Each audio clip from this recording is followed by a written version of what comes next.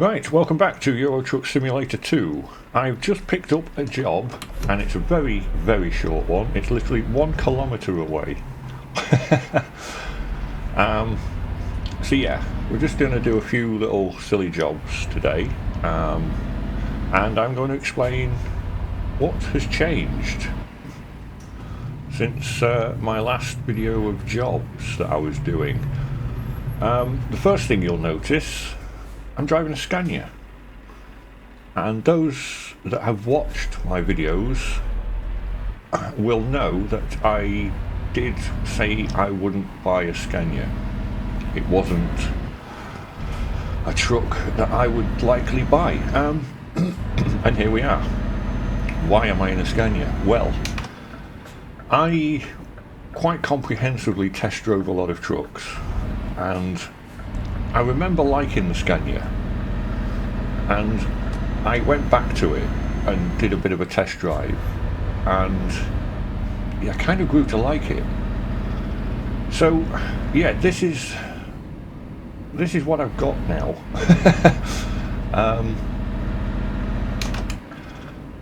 The reason being is I kind of just started to really like it. I understand now, right? I take back everything I said. I understand why people like Scanias in this game. And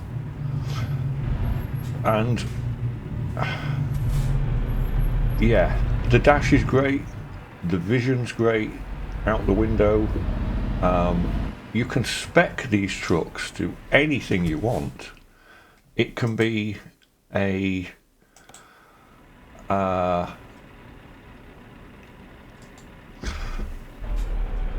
what can it, you know, it can have a 2x4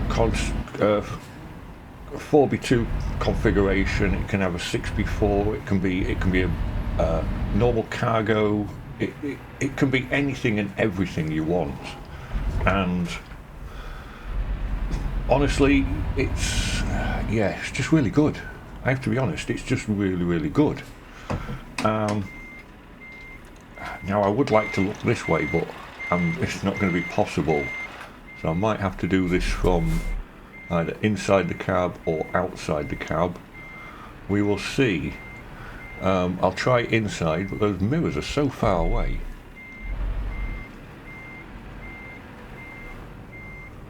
And because I put the smaller mirrors on, they're tiny.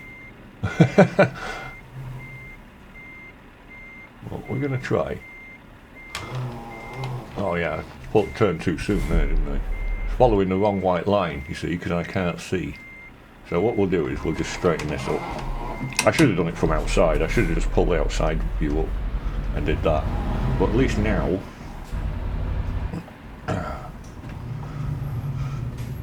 I can do this. That's better. Right, yeah. My design's gone as well off the trucks because I suppose not only do I not have one for a Scania, if I didn't do one for a Scania, I think it's a bit gimmicky, all the clouds and stars and you know, everything else. So yeah, that's gone also. So finish this job. Let's see what the current company has for us. 7 kilometres. That's a bit silly, isn't it? 80 kilometres. Let's do an 80 kilometre. We'll do that one. Right. Oh, wrong button. Don't want to put the radio on, thank you. Now, where is this parking spot? There. Right. Okay, that's an easier one to achieve. Yeah, so this is the truck. This is what I have. It's a 520S, so that's 520 horsepower engine. We're on a 4x2 chassis configuration, so we're set up for normal loads. This is my trailer. It's a refrigerated one, so what I had, and we're just running a grey colour scheme at the moment. Yeah, really nice truck, really good truck. I can't fault it.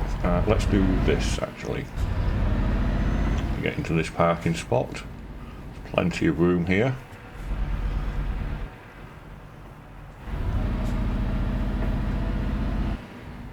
This will make life a little bit easier.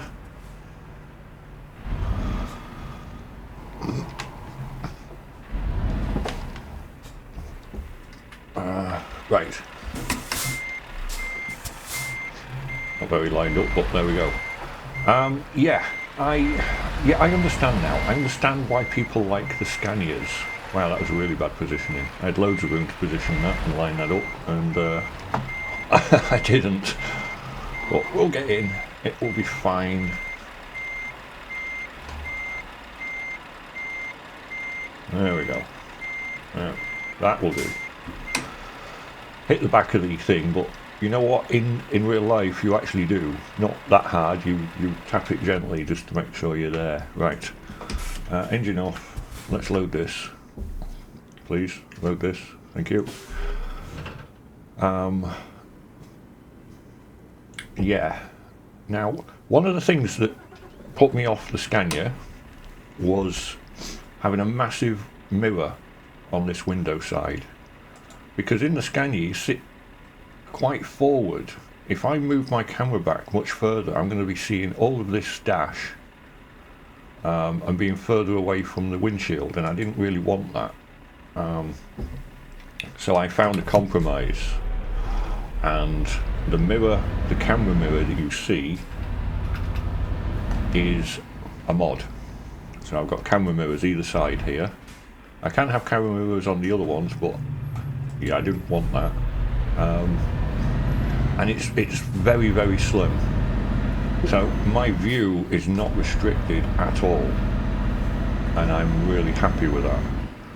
So because of that, that just elevated the Scania as a usable truck for me.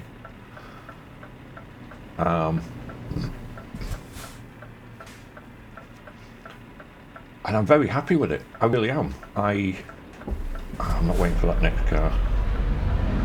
Oh, I should have done, actually, but I'm not going to.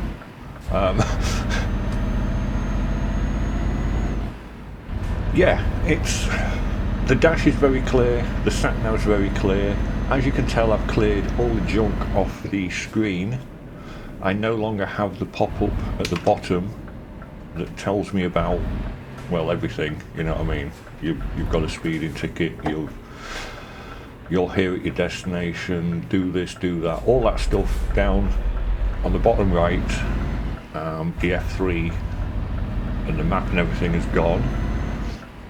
I still have YARA installed, so I've still got the information when I need it, but this is a bit to make the truck visually a little bit cleaner inside, and I like that. The dash I can read really well. Oh, we're on a green. I can read the analog display of the speedo. Oh, did I just go through a red light? I thought that was a green light. Am I going crazy? Yeah, I guess I am. I guess I just blew a light. I'm going to have to look back on the video to see if I'm going mad. Yeah, I can read the analog, but we have the digital speed as well. I can actually read the clock, the time on the dash. I can read the speed limiter on the sat-nav, the information display in the centre.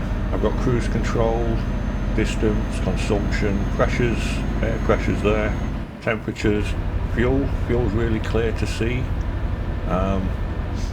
which means I don't need this up all the time to have a look at the top. All in all, I really like it, and I like the look of it as well. I've really grown to like this truck. So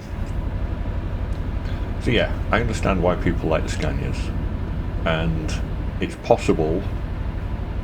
If I was buying a second truck at this point in time, I would definitely purchase another Scania, and I would spec it for heavy deliveries, big loads. This is my light load configuration. I would spec the next one for heavy loads. Yeah, it's I'm happy with this. So everything I said before about Scanias, I was wrong. I apologise to all those that like Scania. I take it back. Scania, really nice. Yes, and the design of the truck, I don't know what I'm going to do with that yet. I would like a company logo as such, but I think we're going to go a little bit more professional, less gimmicky, and yeah, I'll work that out in time. So yeah, that's the first thing that's changed. The second thing that's changed is, I'll reiterate as well, I sold my other truck.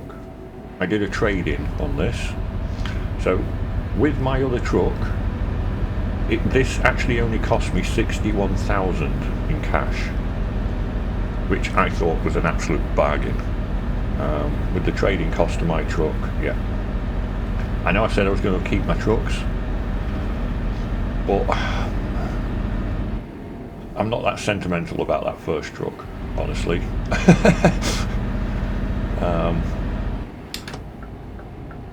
So yeah, trading cost 61,000, and I honestly couldn't fault that. I had to sort of take that. So what that did for me was leave me with some spare cash, and I bought a brand new truck. I bought a DAF with the 120 odd or 150 odd thousand I had left, and I put a driver in it. So I bought a DAF for about 117,000 or something like that. It's brand new, so it's not a used truck, so there should be no problems with it. And we have a driver in there. Did I just get a speeding ticket? That's the only problem with not having that pop-up when you hear bleeps and blocks like that. It's like, what did I just do wrong? Yeah, the driver is up in Stockholm, I think it is, my other garage, and he's driving a DAF. So obviously first driver, he's not very good. He's a 1.7. he's got a couple of skill points, but yeah, he will now start working for me and start leveling up. I mean, likely he'll start just costing me money initially, but that's fine, it's a start. So while we're at these lights, if they, no, they're not going to stay. Oh, stop. Let me just, doesn't matter. I'll show you. Company, driver manager. So yeah, we've got Lucas now in Stockholm. He's driving a DAF NGDXF. 367 horsepower. So yeah, he'll be doing his thing. Right, carry on now. And that, I think, is you caught up with where I am. And the reason all this came about was I did a few jobs off camera. I had over 200,000 in cash, or just under. I can't remember, to be honest with you. But yeah, this costing me 61,000 as a trade-in just allowed me to start the company. I thought, well, I'll put that money back into the company now and get things going. And here we are. Yes. So I'm pretty happy with my choice. Had it not been for that camera mirror, I would have likely not chose this truck, because you know how much I complain about blind spots, and the blind spot on the mirrors on the Scania are quite big, and this slim camera creates absolutely minimal blind spot. It's taking up virtually no more room than the pillar would, so yeah, very happy with that. And all in all, yeah, it's good. Haven't done anything else really with it.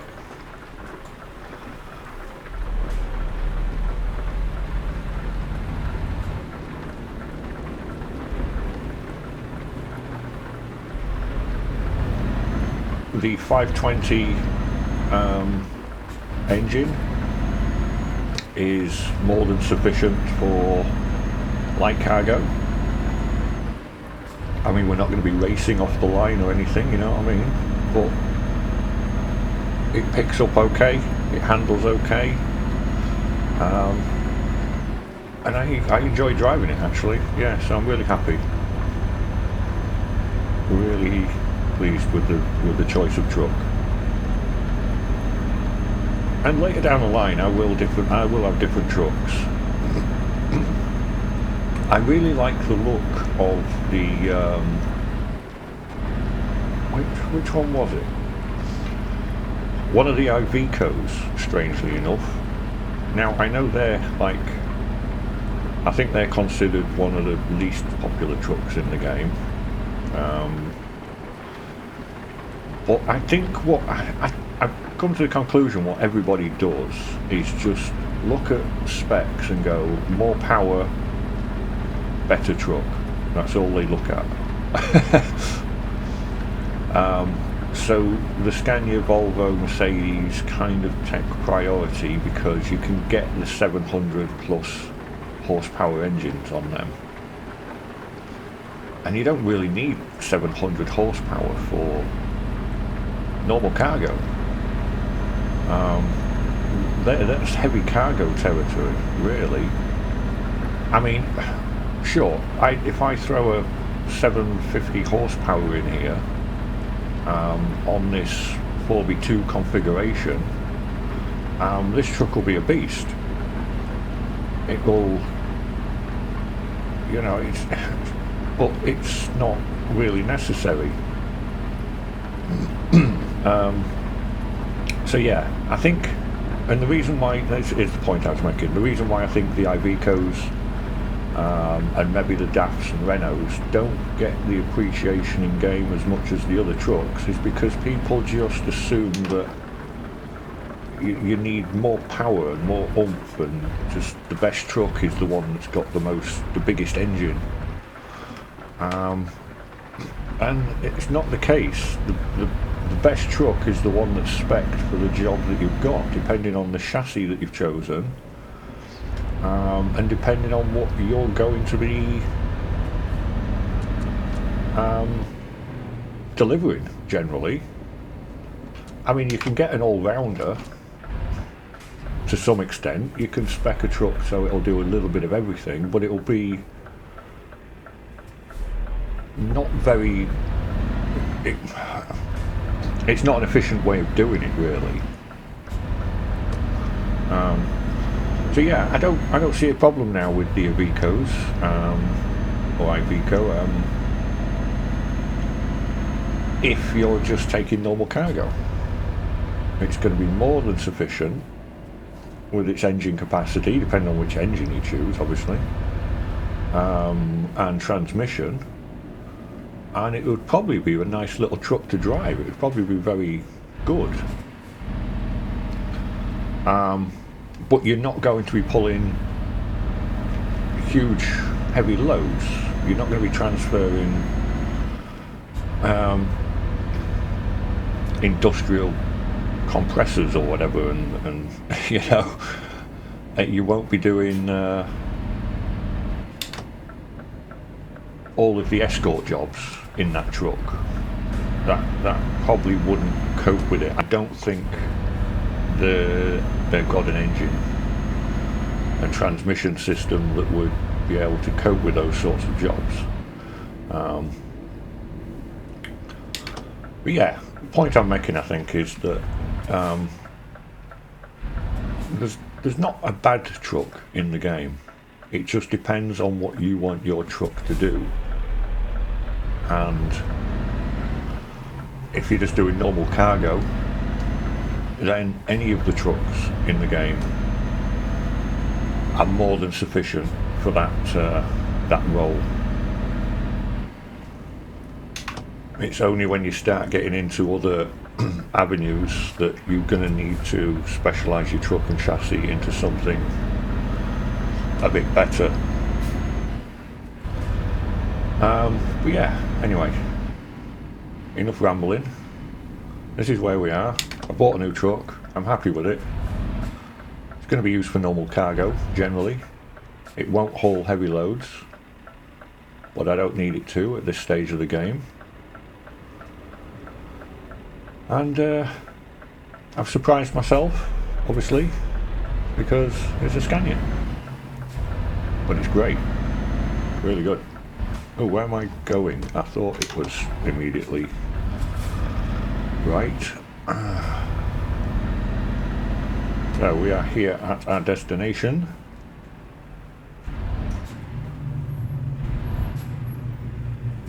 Yeah, as you can tell, I'm not doing these jobs for profit. I'm just doing these jobs just to have a bit of a ramble.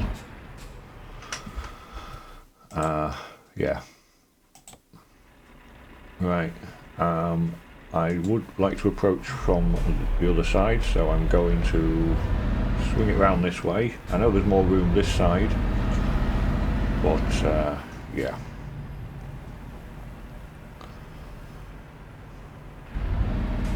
I think I would much prefer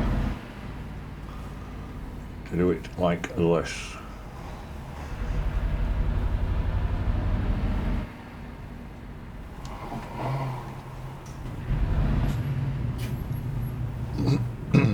Yep, that's about as good as I'm going to get, I think.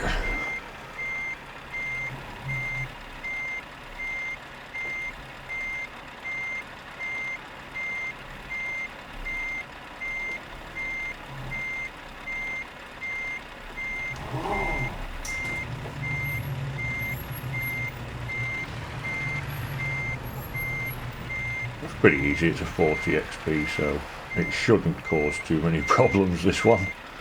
There's a lot of room in this compound. There we are. We're in. Handbrake on, engine off, and finish the job. So yeah, I'll leave that there for now. That's where we are.